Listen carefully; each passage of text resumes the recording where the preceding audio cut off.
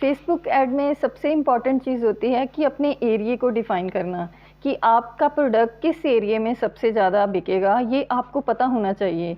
और जब तक हमें अपनी ऑडियंस, अपने एरिया, ये सब चीज़ों की नॉलेज नहीं होगी, तो हमारा प्रोडक्ट कभी भी हमारे सही ऑडियंस के पास नहीं पहुंच पाएगा।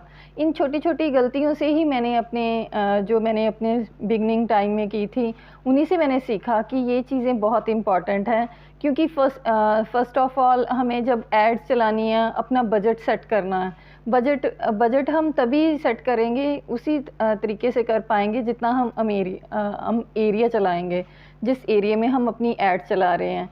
लेकिन सबसे जो बेस्ट ऐड होती है स्टार्टिंग फ़ेज़ में, वो 10 किलोमीटर्स के अंदर ही चलानी चाहिए लोकल बिज़नेस पर्सन्स को। क्योंकि 10 किलोमीटर एरिया में अगर ऐड चलेगी, तो वो बार-बार लोगों को दिखाई जाएगी। क्योंकि जिस भी चीज़ सोशल प्लेटफ़ॉर्म को वो खोलेंगे, तो वो उन्हें ज़्यादा शो होगी।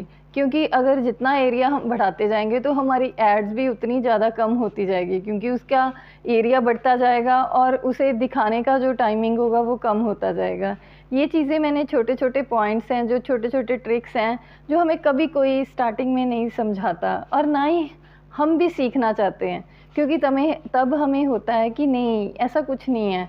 ये जो दूसरे बाकी बिज़नेसमैन हैं, वो भी तो बिज़नेस लोग जो कर रहे हैं रन ऑलरेडी, उन्होंने पर वो अपनी कभी भी कमियों को किसी के सामने पेश नहीं करते। हमेशा 2 पहलू होते हैं, जैसे कि एक अच्छा फ़ेज़, एक बुरा फ़ेज़।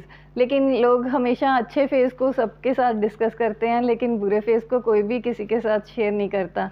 जिस वजह से क्या होता है, मेरे जैसे बिगिनर्स जो होते हैं, जो और भी बिगिनर्स होंगे, वो भी शायद इसी चीज़ को फ़ेस कर रहे होंगे कि उन्हें सही से गाइडेंस नहीं मिल रही, सही से जानकारी नहीं मिल रही। हाँ, फ़ेसबुक, यूट्यूब, इन सब पे लोगों ने दे रखी है, लेकिन वो बहुत टेक्निकल वे में है। जिसे एक स्टार्टिंग पर्सन है, जो नॉन टेक्निकल बैकग्राउंड से है, उसे कभी भी अंडरस्टैंड नहीं होगा कि ये लीड्स क्या है, क्या फ़ेसबुक एड्स है, क्या मेटा एड्स है, क्या इनमें डिफ़रेंस है, क्या कैसे एरिया डिफ़ाइन करना है। वो तो अपनी मर्ज़ी से कुछ भी स्टार्ट कर देगा कि हाँ, मुझे तो क्योंकि मैंने ये खुद से गलतियाँ कर रखी हुई हैं। और मैं ये नहीं चाहती कि ये गलतियाँ कोई और भी जो बिगिनिंग फ़ेज़ में है वो कर पाए। क्योंकि ऐसा तो बिल्कुल भी नहीं होना चाहिए कि आप स्टार्टिंग में जब वर्क कर रहे हो और आपको कुछ गलतियाँ ना हों। ये तो बात बनती है। लेकिन फिर भी मेरी ये एडवाइस है, मैं अपना एक्सपीरियंस सभी के साथ शेयर कर रही हूँ कि आप जितना भी हो सके अपनी एड्स को लोकल एरिया में ही चलाएँ, जिससे कि आपकी एड्स बार-बार लोगों के फ़ोन पे दिखाई दे जाए, बार-बार उनके सोशल अकाउंट्स पे वो चीज़ रिफ्लेक्ट हो और उन्हें आपके प्रोडक्ट के बारे में और ज़्यादा पता चले। जितनी हम ज़्यादा, अगर हमारा बजट ज़्यादा है, तो हम उसे एज़ अ कैंपेन रूप में लगा सकते हैं अपनी एड्स को, जिसमें वो फर्स्ट डे से लेके 5 डे तक रेगुलर शो होगा। लेकिन अगर हमें 1 डे ऐड चलानी है, सिर्फ़ 1 दिन ही, क्योंकि स्टार्टिंग में, बिगिनिंग में क्या होता है कि हर किसी के दिमाग में होता है कि लोग मेरी एक ही दिन देखेंगे और अगले दिन ही चीज़ खरीद लेंगे। लेकिन ऐसा बिल्कुल नहीं होता। जैसे कि मैं बार-बार इन चीज़ों को बता रही हूँ कि ऐसा बिल्कुल नहीं किया जाता। लोग बिल्कुल भी आपके काम में इंटरेस्टेड नहीं होते। आस्ता-आस्ता जब आप उनके सामने अपनी एड्स को बार-बार रन करते हो, तो जाके वो लोग आप पे ट्रस्ट करना शुरू करते हैं। तब वो लोग आपके जो भी आपने सोशल मीडिया अकाउंट बना रखे हैं, उन पे आते हैं, व्यूज़ होते हैं, देखते हैं वो लोग कि कैसे किसी ने ऐसे काम शुरू किया हुआ है, तो वो आपको अप्रोच करते हैं। तभी आपकी सेल जो है वो निकल के सामने आती है। मुझे मोस्टली ये पूछा जाता है, मैडम आज आपने कितनी कैंडल भेज दी? कैसा आपका हर दिन? ऐसा कुछ नहीं है। अगर मेरे को ऑर्डर आना है तो मुझे हफ़्ते में 2 दिन भी आएगा, अगर नहीं आएगा तो 1 भी नहीं आएगा। स्टार्टिंग में, जैसे कि एक बहुत बड़ी एग्ज़ाम्पल हर कोई किसी को देता है कि जो बड़े-बड़े ब्रांड्स हैं ना, उनकी स्टार्टिंग फ़ेज़ में भी ऐसे ही सेल हुआ करती थी। जैसे कि हमारे बीवरेज इंडस्ट्रीज़ में बताते हैं कि जो कोका कोला था, उनका स्टार्टिंग में सिर्फ 1 ईयर में 11 बॉटल्स ही बिकी थी। उससे ज़्यादा वो बेच ही नहीं पाए थे, क्योंकि उस टाइम पे जो सिचुएशन होगी वो अलग से होगी, लेकिन फिर भी उनका बहुत स्ट्रॉन्ग प्रोसेस होने की वजह से अच्छा मार्केटिंग था उस समय के हिसाब से, क्योंकि वो आज से काफ़ी 100 साल पहले से शुरू हुई हुई है और वो आज इतने बड़ा ब्रांड है कि ऑल ऑफ वर्ल्ड वो नंबर 1 ब्रांड्स में गिना जाता है। लेकिन स्टार्टिंग फ़ेज़ में उनकी सेल भी सिर्फ 11 बॉटल ही थी और ये चीज़ हमेशा हमें भी एज़ अ बिगिनर याद रखनी है कि हमें अपनी सेल की तरफ नहीं भागना। हाँ, मनी एक इम्पॉर्टेंट फ़ेज़ है क्योंकि हमने बहुत ज़्यादा इन्वेस्टमेंट की है। लेकिन जो कोई भी बिज़नेस, कोई भी वर्क है वो हार्ड वर्क माँगता है।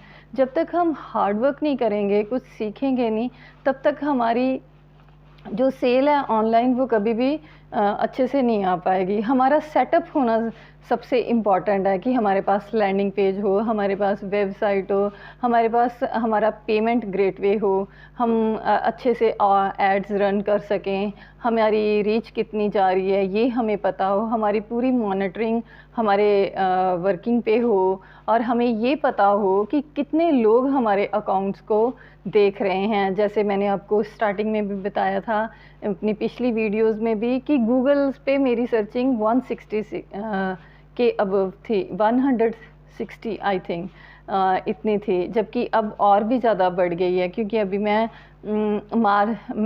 अप्रैल से शिफ्ट मई में हो गई हूँ।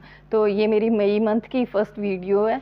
तो इसी में अभी आज मुझे मेल नहीं आई है, लेकिन गूगल की तरफ से जब मेल आती है तो आपको अपना ही करेक्ट जो ऑडियंस जिसने आपके प्रोडक्ट को देखा है उनके स्पेशली प्रोफाइल पे जाके, आपकी प्रोफाइल पे जाके वो पूरी एग्जैक्ट आपको अपनी ऑडियंस फिगर्स में बता देते हैं।